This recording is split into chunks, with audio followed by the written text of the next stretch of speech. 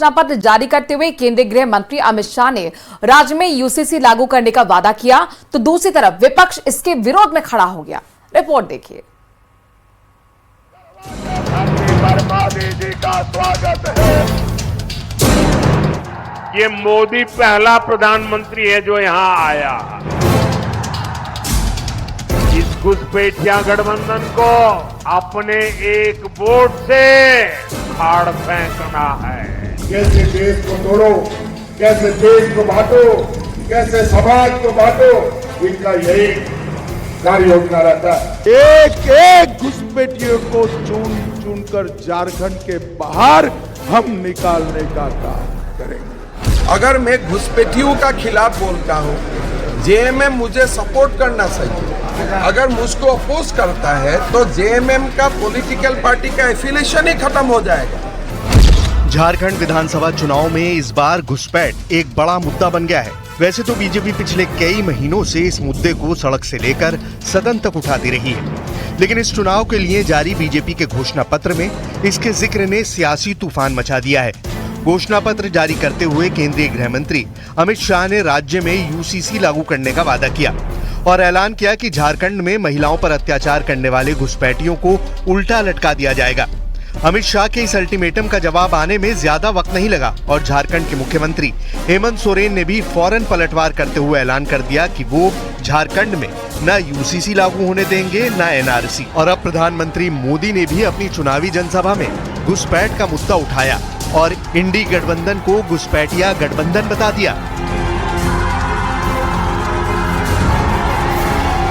तीज त्योहारों में पत्थरबाजी होने लगे, माता दुर्गा को भी रोक दिया जाए। जब कर्फ्यू लगने लगे तो पता चलता है कि स्थिति कितनी खतरनाक है।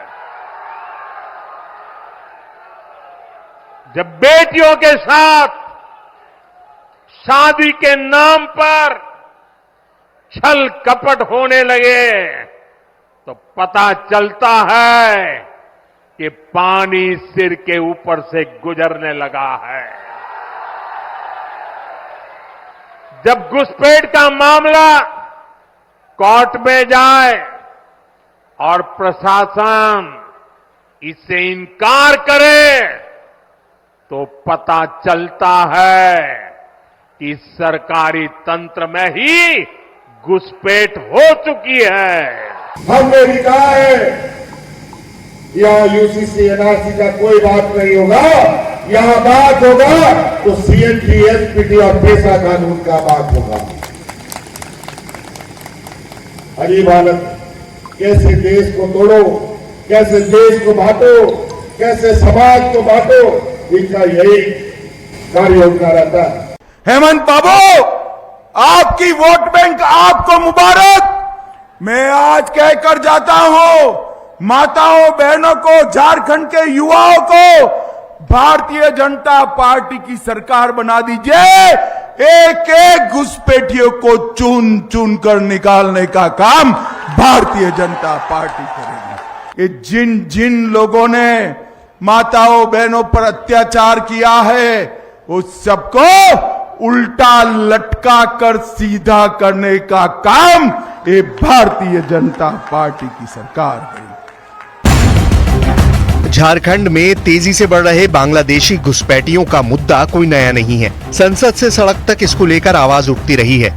यहाँ तक कि झारखंड हाई कोर्ट भी ऐसे ही एक मामले की सुनवाई के दौरान कई कड़ी टिप्पणियां कर चुका है। कोर्ट ने सरकार को निर्देश दिया कि मूल निवासियों और अवैध अप्रवासियों के बीच अंतर करने के लिए व्यापक अभियान शुरू करे। दरअसल संथला परगना में बदलती डेमोग्राफी के खिलाफ दायर याचिका में कोर्ट को जो जानकारी दी गई उसके मुताबिक झारखंड के 6 जिलों देवघर, दुमका, साहिबगंज, पाकुड़, गोड्डा और जामताड़ा में अवैध अप्रवासियों के बड़ी संख्या में बसने से इस इलाके की डेमोग्राफी में बड़ा बदलाव आया है। इस वजह से 1951 से 2011 के बीच यहाँ की जनजातीय आबादी की संख्या 44.67% से घटकर 28.11% रह गई है, जबकि अल्पसंख्यक समुदाय की आबादी 9.44% से बढ़कर 22.73% तक पहुंच गई है।